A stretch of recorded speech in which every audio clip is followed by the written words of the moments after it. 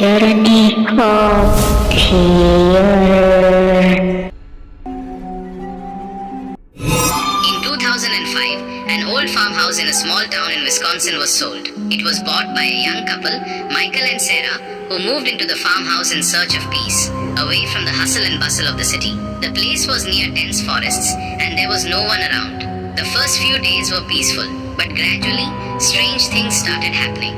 At night, the doors would open by themselves. Sarah felt as if someone was standing behind her. Many times, she heard a child's laughter, but no one was around. One night, Michael heard someone screaming in the fields in the middle of the night. When he went outside with a flashlight, he saw a shadowy figure moving in the distance. He called out, but there was no reply. The next morning, a strange mark was found in the field. It looked as if someone had been dragged.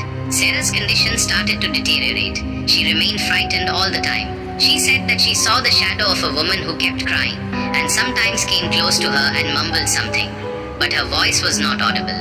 Upon asking the neighbors, it was learned that the farmhouse had been closed for about 70 years. A family used to live there, a mother, father, and 2 children.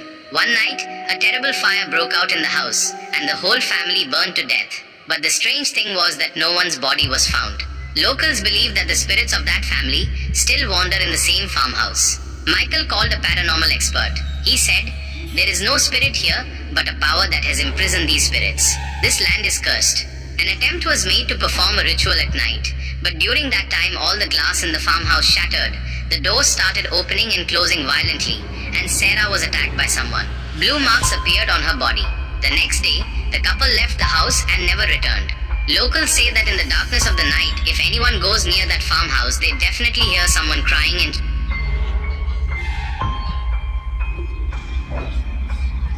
children laughing. 6 months later, Michael and Sarah had now started living in the city, but Sarah's condition was deteriorating day by day. Every night she would wake up screaming, saying, "They have come again. They will not leave me." One night, Sarah suddenly disappeared. The police found no clues. Michael received a letter. "She is where we tried to take her away from in that farmhouse." Engulfed in fear and helplessness, Michael returned to that farmhouse. Fog was spread all around, and the same old drag marks in the fields were now deeper. As soon as he entered the house, the door closed by itself. The house looked completely changed from the inside. Something was written on the walls in black. "We are incomplete. He doesn't let us go. Now you will stay here too." Just then, he heard someone walking from upstairs. He went up the stairs and saw Sarah was sitting in the corner of a room. Her eyes were white, and her body was twisted in a strange way. Someone else was speaking in Sarah's voice. "You have awakened us from our sleep. Now it is forbidden to leave this house." Michael somehow tried to escape from there, but now the whole house had become a trap. Hours later, when the police arrived there, they found only a camera in which Michael had recorded something. A voice was heard in the recording. "If anyone is watching this, then never come near this house. There is something here that is alive even after death." Even today, lights burn every night in that farmhouse, while no one lives there.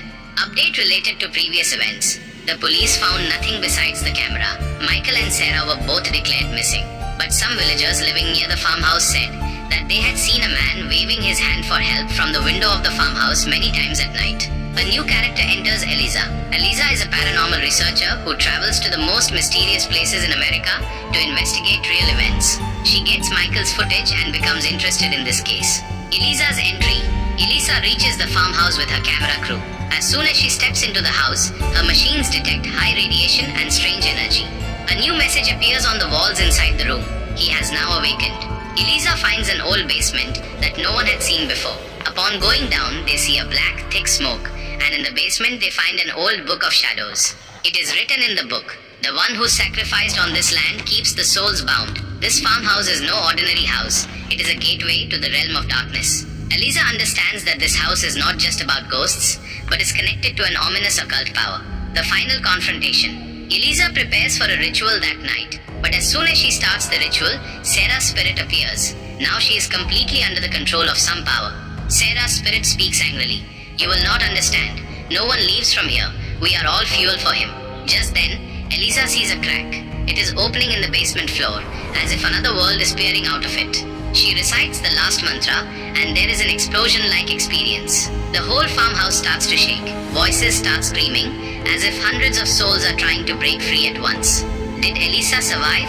The next day, when the fire brigade and police arrived there, The farmhouse has burned down.